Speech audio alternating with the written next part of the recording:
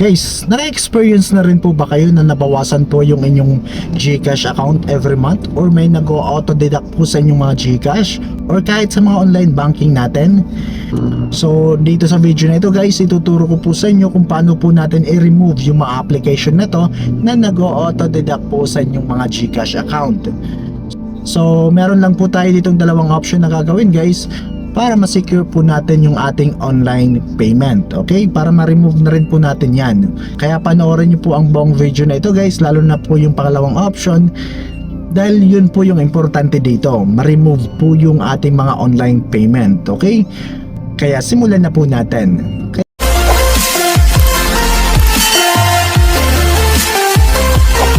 Ayan, so napaka-basic lang po ng gagawin natin dito guys, para ma-remove po natin yung mga application na meron pong subscription.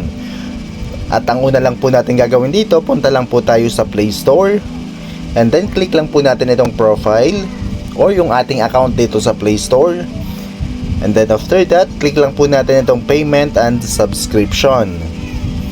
So dito naman guys, click lang natin itong subscription. Ayan, so dito natin makikita guys yung mga application na nakasubscribe or meron pong subscription, kaya po nag-auto deduct po siya every month. So pag makita nyo na po dito yung application na meron pong subscription, i-remove nyo na lang po siya or i-unsubscribe. So click nyo lang po yung app para ma-unsubscribe.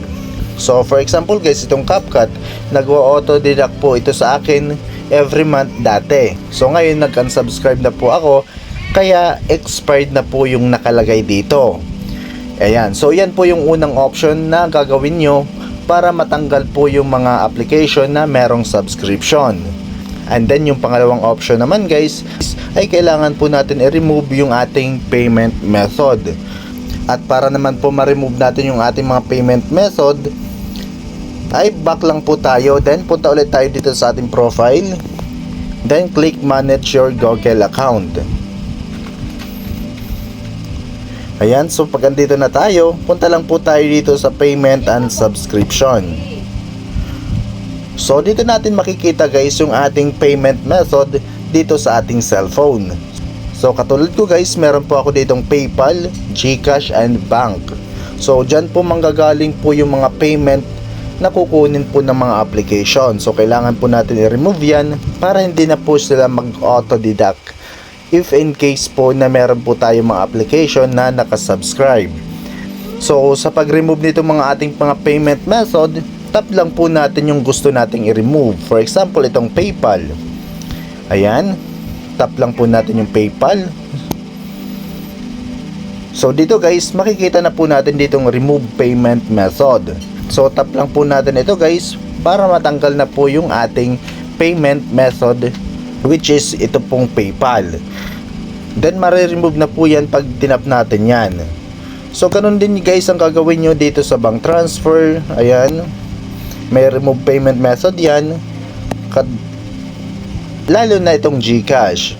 No, ganun lang din po yung gagawin ninyo para ma-remove po natin yung ating mga payment method. So after po natin ma-remove yung mga payment method natin guys, is hindi na po tayo mababawasan, no? Hindi na siya mag-auto deduct pag wala na po tayong payment method dito sa ating cellphone. So napaka-importante guys na i-remove nyo yan para hindi na po sila mag-deduct. Ayan, so ganun lang guys kadali yung gagawin ninyo para po ma-remove yung mga application na meron subscription at ma-remove po yung ating mga payment method. So sana guys nakatulong po sa inyo ang video na ito, and don't forget to like and subscribe.